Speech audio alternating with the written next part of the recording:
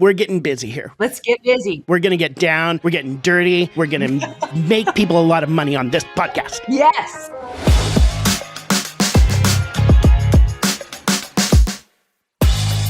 Welcome to Badass Softie, a podcast for leaders who are unapologetically ambitious and want to lead with heart because you're allowed to chase big goals without losing what makes you human.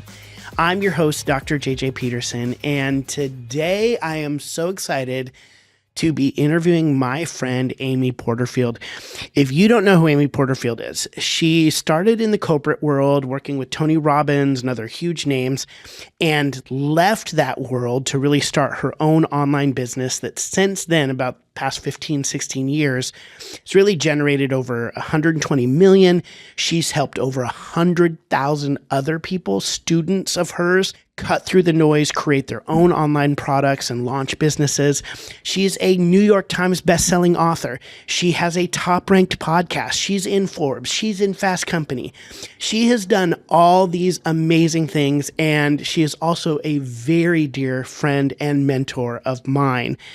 And if you're in a spot where you are thinking about your next move, whether it's your career or launching a new business, you are going to get so much out of today's conversation.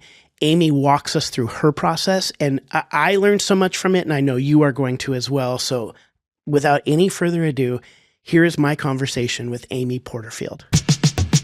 Amy, I am so excited to have you on the podcast, and we start every podcast with me kind of sharing why you're here to our audience and to you. This is not hyperbole, what I'm about to say. It genuinely is. I know a lot of people say you should not meet your heroes. And yet I was a fan and I don't know if I would say the word disciple, follower of Amy for many years. You were a person that I looked up to in business and in life and in marketing for a very long time, and just taught me so much about what it means to go big for things and believe in products that you're building and how to reach people and use your voice to get out there so more people can be engaged with your product and your expertise. All of those things were so true. And kind of from afar, I was like, oh, she's magic. I just loved you from afar. And then I got to know you, and it just then blew my mind even more. You're such an incredible person. You're such an incredible leader, not only to the public, but to your team. We've been able to work now on probably 3 or 4 different projects together. Wow. You truly are a badass softie in my mind, and not even in my mind. You are. You're amazing, and I love you, and I'm so excited you're here. So thank you for being here, and thank you for sharing what the wisdom to come with our audience. Oh, JJ, thank you so much for having me. When I heard that you were doing this show, I'm like, okay, perfect title.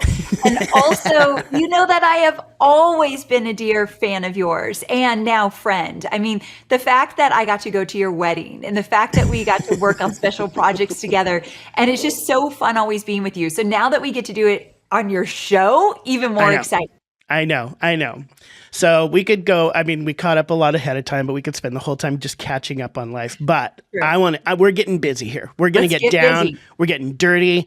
We're going to make people a lot of money on this podcast. Yes. And I was telling you ahead of time that a lot of the people, as I've kind of started this podcast, I've really leaned into the softie side of the badass softie, like how to care for yourself, how to care for your team. And you do all those things well. But what I was excited to talk to you about today is the badass side of badass softie, because you truly are a badass. And for the people who don't know you, maybe our audience who has not heard of you, I'd like you to just kind of go back a little bit and share a little bit of your journey, kind of from moving from the corporate world to owning your own and growing your own business.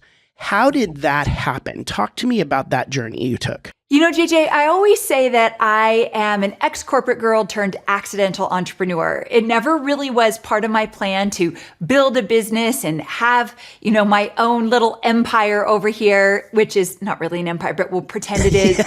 And however, when I was in corporate, my last corporate job was with Tony Robbins. There was this moment where Tony brought in a bunch of online marketing experts into a meeting. Now, at the time, I was the director of content development, and which meant I got to work on the content that Tony did on stage, like Unleash the Power Within and Date with Destiny. If you know Tony, you know those events. And I used to get to work on that content. Well, in San Diego at the headquarters, he had this one fateful meeting and I was called in to take notes. So I was at a side table, wasn't even invited to the main table, and it was a bunch of men around the table and they started talking about their online businesses. They had courses and memberships and coaching programs, and I had no idea how they did it, what they were doing, but they all talked about freedom. Freedom to do what they want, when they wanted, how they wanted, freedom to be creative, freedom to call the shots. And I thought, I have never been free. I've always had either a really strict father or really strict bosses. And so it kind of just was my theme. And so in that moment, I thought, I don't know what you guys are doing, but I'm going to figure it out. And about a year from that very pivotal meeting for me, I went out on my own and I started my own online business. My goal was to create digital courses teaching marketing. Didn't know how to create digital courses and wasn't expert of experts in marketing either, but I was going to figure it out. 16 years later, fast forward to where I am today, and now I have a team of about 20 people all over the US, primarily women. It's funny, I have all women and 2 gay guys. So that's my team. Which is why I love your team, which is why we get along great. They're the greatest. They're the greatest. And we generated over 120 million in revenue over the last 16 years, the bulk of that probably coming in the last 6. But it's been a wild ride, and never in a million years would I guess that I was here now. Oh, and what I do typically is I teach people how to build businesses online. And I've even been able to work with some of your clients who have learned so much from you of building their own business. And I think one of the things that I love in the process, so in your book, 2 Weeks Notice. So if anybody's interested in hearing about the full journey, go back and read Amy's best-selling book, 2 Weeks Notice. But what was it even kind of in that moment and over that year? Because I know it's not always a moment when people choose to launch into a new life. It's a season. It can take a year or more. What was it over that year that you discovered in yourself that allowed you to break free from working for somebody else and begin working for yourself? I don't even remember the word entrepreneur being used any time from a child all the way through high school and into college. I do have a memory of my sister and I on the ground playing Barbies, and this happened a lot, where my dad, who was a blue-collar worker, he's a firefighter, used to come by and he used to say, girls, when you get bigger, find a way to be your own boss. Now, we were so little that we didn't even know what that meant, but he said it a lot. And I think he looked at these 2 little girls thinking, you could do so much more if you could call the shots. I think he saw that. So I didn't remember that till I was an adult in therapy one day, I recalled it. But that was the only moment I thought, oh, maybe it was kind of a bug in my ear. But for me, and also one more thing, JJ, when I started to see what people were doing online, there were very few women that were doing it. So there were no women at that table at that Tony Robbins headquarters meeting. And I didn't know any women that were entrepreneurs, but there were maybe just a few, and I sought them out. So one of the things that I did right away was, is this possible for me? Could this actually work? And so I started to look for evidence, and there's a few women I found early on, not many. But then the other thing is, when I teach people how to quit their jobs and start their own online businesses, I always say get really clear on your why, and it doesn't have to be shiny, beautiful, for everybody else in the beginning. Because mine was, I didn't want a boss.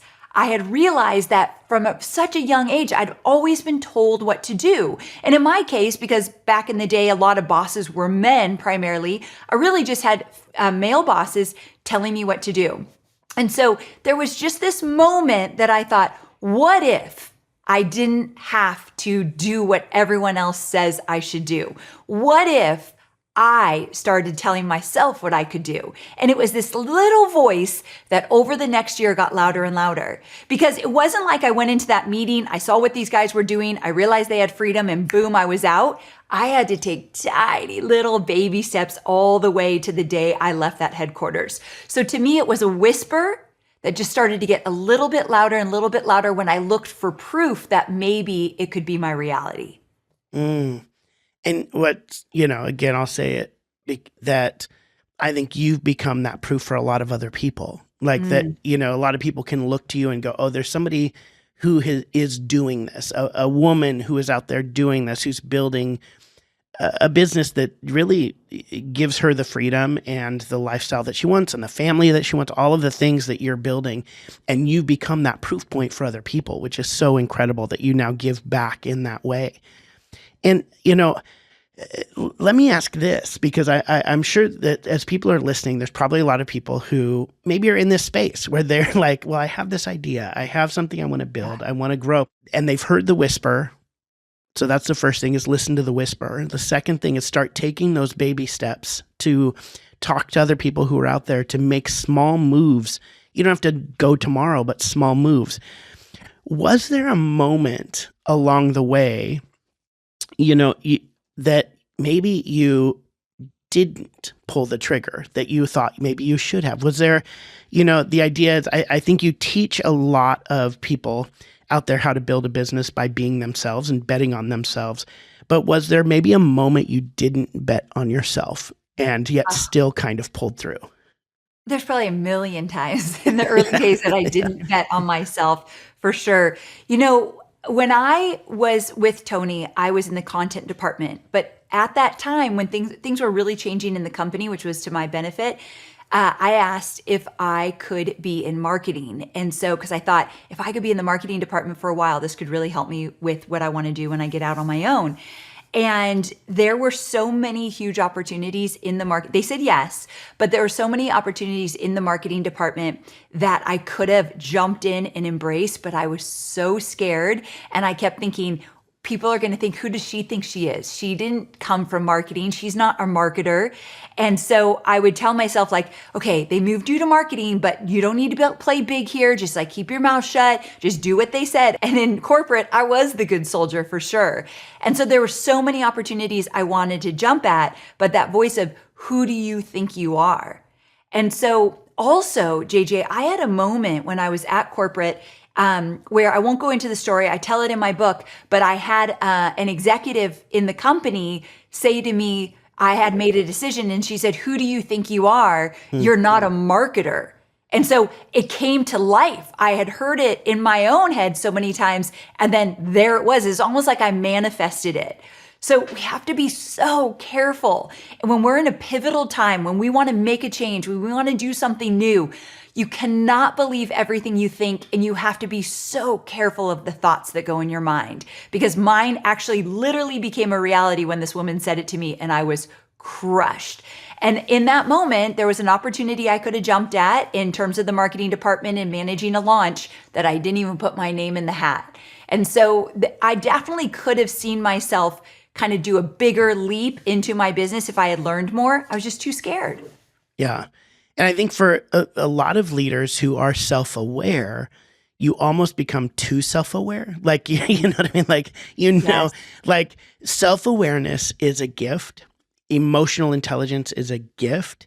And people lean into that. And I think good leaders lean into that. But there are moments, even when you're emotionally aware, when you're self-aware, that all of a sudden you start getting almost like too aware, and it creates those negative voices in your head, because you're trying to think of all of the options, all of the things that could happen in this moment. And we all know at any given moment, failure could happen and, whatever.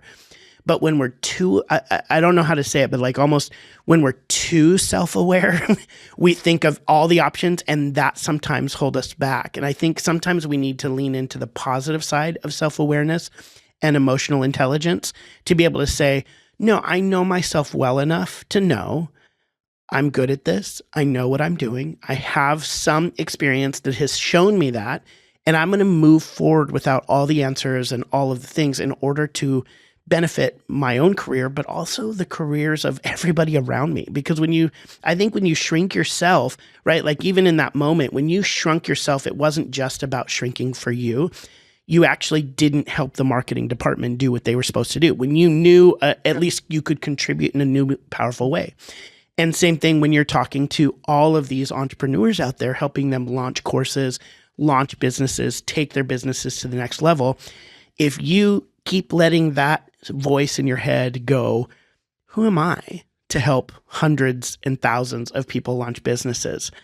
well, not only do you not benefit from that, but they don't either. And I think there's that moment that we have to be able to go almost like with fear and trembling, still step forward and say, I am going to move. I am going to keep going. I am going to help other people because this is what I am made to do. But this is also, I have a vision and a why now of why I want to do that beyond this.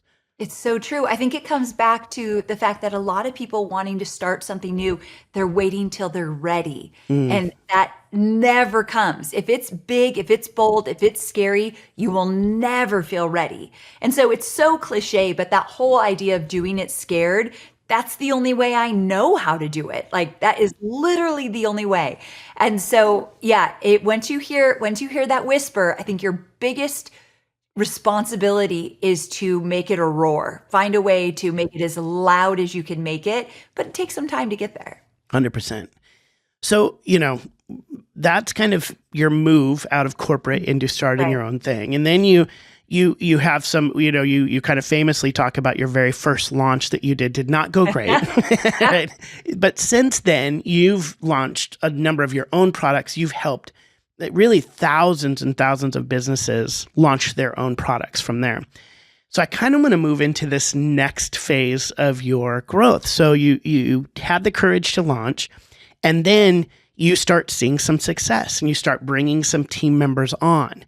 And maybe this is a question I'm even asking of myself right now as I'm kind of launching some new things. How do you know once you start seeing success and start building upon that, how do you know the difference between kind of healthy ambition and growth and like overachieving just for the sake of overachieving, right? Because I'm a big believer that we can, I want everybody around me to be billionaires. I do. Like that. That's not all these things. I want people to grow their business. I want to grow, but not at the expense of their soul and not expense of their team and their family and all of those things. So where is that? Have you struggled with that at all, even in your own growth of like, where is the healthy ambition and where is the like, oh, maybe I'm just, like overachieving out of fear or, failure worries? Oh, absolutely. I have dealt with this from day one. And only over the last few years have I gotten a little wiser in this area. And for me, the question looks like, what is your enough? And are you willing to take a pause when you hit it before you move the goal line? And for years, JJ, all I did was move the goal line and never, ever could measure up. I couldn't figure out, how am I making millions of dollars and still feeling overwhelmed, stretched too thin, chaotic, and also just like, am I good enough? Questioning, am I good enough? And it was because, one, I never got clear on what was enough. And two, I never took a moment to say, wait, I had set a goal and I hit it. Let's stay here for a second. I'm like on to the next thing. And this was for years and years and years, and still sometimes shows up a little bit. So when I work with my students, I always say, let's just get clear on what enough looks like. Now, it could be a dollar amount. A lot of my, my Millie Club, I have a group of women that are at around 500K-ish, and they want to have their first $1 million year. And so $1 million right now is their milestone. But we just had an event the other day and we did one of the talks to say, if you think that when you get to $1 million, everything will be rosy, that's when you've made it. That's when you'll feel confident. That's when you'll feel happy. That's when your marriage is going to be even stronger. You are crazy, because that's not how it works. More money, more problems. And so who do you need to be on the way to get there is what I wish I was asking myself from day one that I never asked until I got older. Who do I need to be? Who do I want to be on the way to going toward that goal? And that enoughness, whether it be $1 million or whether it be, I want to work a 4-day work week. I want to be at my kids' school at 3 o'clock to pick them up. Whatever that is, work your butt off toward it. But when you hit it, you've got to take a moment to slow down and recognize it, because that is a recipe for burnout if you don't. And I know firsthand. What I refer to that is marking the moment. And I learned this like when I was younger, because like when we were in school, we finished 9th grade, we celebrated, we took a break, then we started 10th grade. Yes. And then we celebrate that, and it's like, okay, but that season is done. then we take the summer, and then we start 11th grade. And we don't do that as adults. And we always are pushing through these moments. And so I like to create moments that I call moments of demarcation. I mark the moment and pause and honor the work that went in, celebrate those moments, and also go, what did we learn? What do we need to change that's different? Because sometimes we need to mourn and sometimes we need to celebrate. And I think that what you're talking about here is really so powerful, and it's a gift for you to say this because you have reached so many milestones of success. And to be able to say, hey, mark what is success for you, work like crazy to hit it, pause there for a little bit, and then move the goal line. If you say my whole ambition in life is to make $1 million, well, then when you make $1 million, what's your life about? But to be able to pause and move the goal line, I think is really, really powerful. It is, with intention versus, well, if I did this, I should be able to do more. That's another thing. Or not taking a moment to say, okay, how, like you said, how do I feel? What did I learn here? And what do I want to take into the next milestone? And what do I want to leave behind? Like, this never happened in so many years of my business. So the goal line kept moving. But the problem was, JJ, I didn't take that moment. So I just thought I was never there. I just never met it. Like, I had my $1 million year, I'm off to the next. But it never felt like I met it. And then that feeling of I'm not enough, I'm not doing enough, I'm not good enough, reared its ugly head. And so I think one way to stay away from that is, like you said, mark the moment. And, and I've actually watched this in real time with you, in the sense that, you said in the beginning of this that the reason you left your job was for freedom, to be your own boss. And you and I were in a project the other day, and you were dreaming about some things for the future. And you said in the room there was other people from your team there, and you said, but are we making sure that what we're building gives us the freedom? Or are we going to build something that then it requires us to work on weekends and do all this other stuff that we don't want to do? I'm finally learning, JJ. Yeah.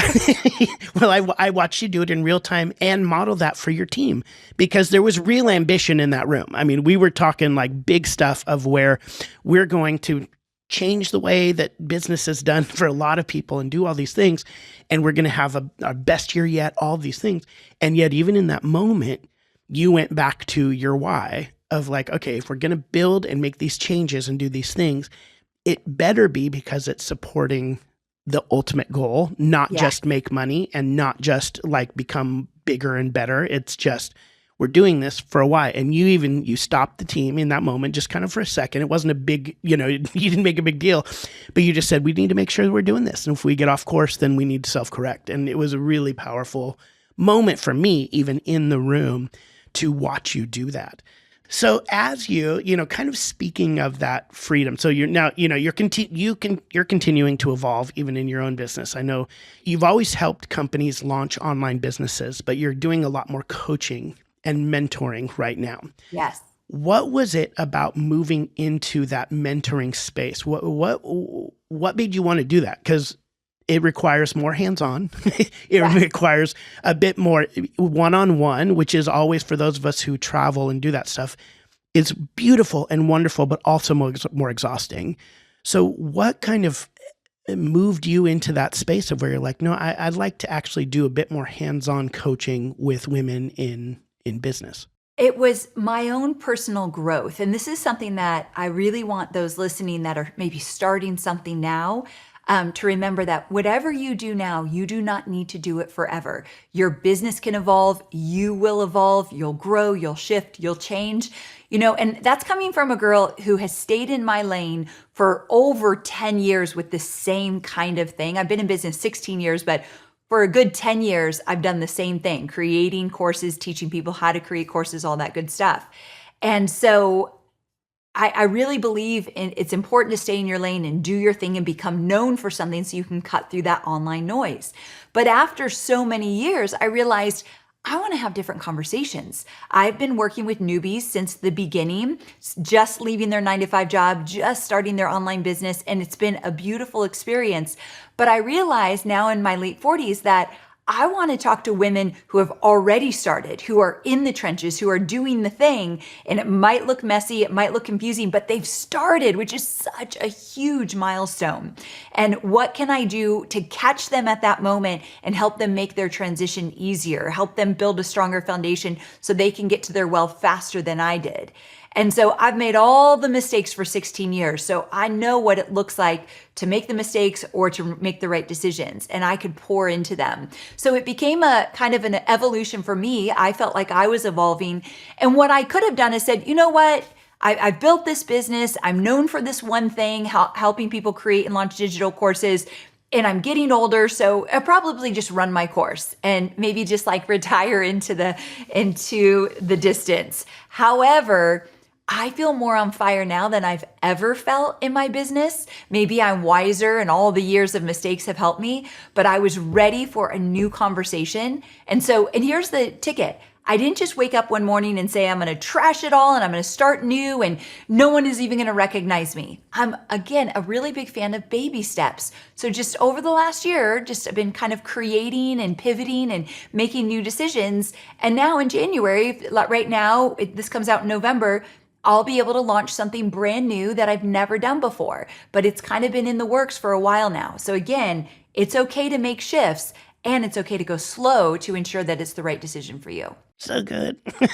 This makes me so happy for everybody who's going to hear this, because I do think there's a lot of people who are in their jobs and they're working for somebody else and they've spent much of their career building somebody else's empire, building somebody else's kingdom.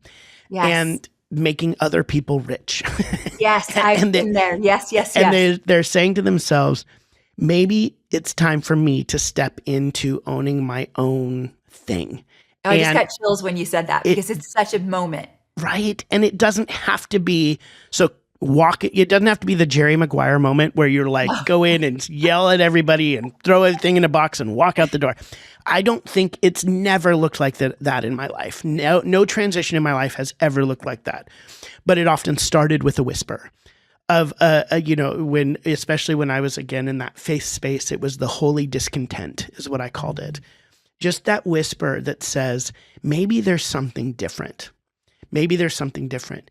And then it took then walking and making a few steps, reaching out to a couple people, the wise people in your life who you can look to and ask questions and go, oh, that's a path that they've taken. Maybe I can learn from that path. And doing what I call kind of cleaning up your camp. There's some things like even when I'm getting ready for big moves, like I got to meet with the right people. I also might have to like trim down the things that I'm doing in order to focus a little bit more. And then it comes a moment where you bet on yourself. And you start learning and you start moving forward. And then ultimately understanding like, what is it that you're doing this for? Why are you doing this? What is it that you're trying to achieve in your life financially, freedom, for your family? And going back to that, even in those moments when things fail, and then be willing to shift along the way. That as you keep going and growing for yourself, just because you did one thing for 10 years doesn't mean that you have to keep doing it. And that I think is such a beautiful path to lay out, to model for people, to say, it's not the only way to do this thing, but this is a way to do it. Because again, you don't have to like slam the door and yell at people and walk out. You walk the path that you need to walk for success. And when you do that, not only is your life better, but so is the life of so many others who you get to share that journey with. So Amy, I'm going to ask you just kind of one final question. Because we're talking a lot about success here. And, you've experienced a lot of success, in so many different areas. But the question I would have for you is, how do you believe that your view of success has changed over the past decade? Oh my goodness. I love this question so much. And I want to put a caveat to it. I believe it's okay that your initial view of success or definition of success might be so tied to money. A lot of people listening right now, JJ, they're struggling financially and they want something different. So if your first thing is, again, if I could just make $1 million, let's take it down to 200K. If I could have a 200K year on my own, that is huge. So that was me back in the day. I had made $150,000 at Tony Robbins my last year. So my first year on my own, I got to make $150,000. That's what I got to make. Like that was my definition of success. And then as success started coming and it went well beyond 150K and the money started rolling in, I realized, well, I had a moment in my life where my husband, Hobie, said, "You're not here with me. You're not here. Your mind is always on work. You're always in your phone. You're always on the road, whatever it is. You're not here with me." And that shook me because I realized in that moment, without a beautiful marriage, I don't want all this money. I don't want this company, this business. And so in that moment, it didn't shift. It took me a while to get out of the really bad habits of making my work my everything. And for many years it was. And to say, if I lose this man, I feel like I will lose everything. And so the shift became success to me, and this is true today, is a happy marriage, a happy son, our son Cade, beautiful friendships. And I know that's so easy to say when I have millions of dollars in my bank account. So I want to preface this because I get that. But if I put that as a focus 15 years ago, I think that whole journey, the whole journey to here would have been better, would have been more satisfying. I would have had more peace. I would have been more grounded. So you can have that even if the money's not rolling in yet, to look at success in health and wellness and love and relationships. I promise you it will pave the way to your millions so much easier. Well, and also though that's so kind of you to say for people that it's okay in the beginning if it is money, that is a thing, because you might not have been able to come to that conclusion had you been like, well, I got to go back and work for Tony, Yes. And so I love that because I think same, when I get ready to launch on my own, it's often driven by a financial goal. There's some other freedom goals and some things like that, but also it's like, because for me, I'm like, I want to write more. I want to travel more with my family. So there's pieces of that, but that also requires some financial stability. Exactly. So I have a number, and then from there, I'm making sure that number feeds the life I want to live. That's the key, JJ. I love that you said that. Have a number. Everyone does, but make sure that number is feeding the life you really want. And that's the secret. You just gave everyone a beautiful gift. That is so good. Well, Amy, where can people, if people are interested in finding out more about you, where can they find you, whether it's the personal coaching or your own podcast, you have a podcast, where can people find you? So I appreciate you asking. So I have a podcast called The Amy Porterfield Show, and I also have a newsletter. It's my most favorite thing I do. I write it. It's very personal, but it's a little bit behind the scenes of building an online business and being a female entrepreneur. So if that interests you, if you go to amyporterfield.com/newsletter, you could sign up. And every week I'm going to give you online marketing tips so that you could start building that business that creates whatever it is that you are wanting the most. Well, thank you. So I know you're in the middle of huge things right now. So for you to give us an hour is such a gift. So thank you so much. I mean, I'm going to get a little teary. I know how much. Yeah. Thank you. It means a lot to me that you're here. And JJ, my pleasure. I want to say something before you let me go. Yeah. And that is, I'm so proud of you for doing this podcast as your friend. This is so perfect for you. You're going to change so many lives and touch so many lives with this. And I just really appreciate our friendship. I truly do. I do too. And honestly, I said at the beginning, but Amy, you really are a badass softie. And I'm proud of it. So thank you so much. Golly, I adore Amy. She is such an amazing leader. And like I said, she's been a mentor of mine for a very long time, whether she even knew it or not. She's been lighting the path forward for many of us who are looking at doing bigger and even better and crazier things. And, what I'm taking away from this conversation, there was so much, but the thing that really I landed on for myself, and I want to call out for you, is this idea that your goalposts can change. Your goals can change along the way.